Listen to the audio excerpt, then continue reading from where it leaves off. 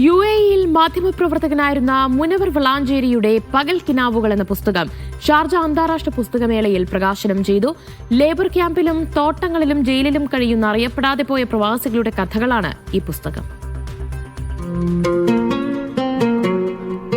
പേര് മുനവർ വളാഞ്ചേരി.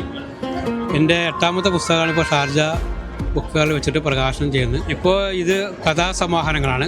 ആദ്യമായിട്ടാണ് മാതൃഭൂമി എൻ്റെ പുസ്തകം പ്രസിദ്ധീകരിക്കുന്നത്. അതെന്നെ സംബന്ധിച്ചുള്ള വലിയൊരു അംഗീകാരമാണ്.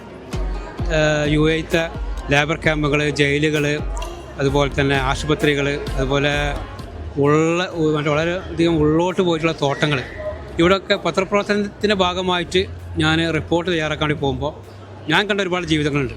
നമ്മുടെ നാട്ടിലുള്ള ആൾക്കാരുടെ പ്രവാസ ജീവിതം എന്ന് പറഞ്ഞാൽ ഇവിടുത്തെ ഒരു കോൺക്രീറ്റ് ബിൽഡിങ്ങിനുള്ളിലുള്ള താമസം, നല്ല വലിയ റോഡ്, ഒരുപാട് വലിയ കെട്ടിടങ്ങൾ, അങ്ങനെയൊക്കെയാണ്. കാരണം പ്രവാസി നാട്ടിൽ പോകുമ്പോൾ അങ്ങനെയാണ്, വലിയ സന്തോഷത്തിനും വലിയ പെട്ടിയിലും പെർഫ്യൂമും ഒക്കെ ഉപയോഗിച്ചുള്ള പോവുക.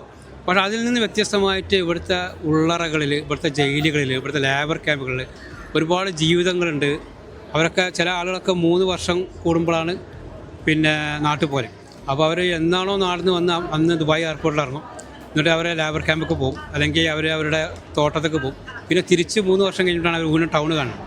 അപ്പോൾ അങ്ങനത്തെ ഒരുപാട് മറ്റുള്ള ആൾക്കാരുടെ ഒരുപാട് ജീവിതങ്ങളാണ് എൻ്റെ ഈ പകൽ കിനാവുകൾ എന്ന് പറഞ്ഞ പുസ്തകത്തിലുള്ളത്.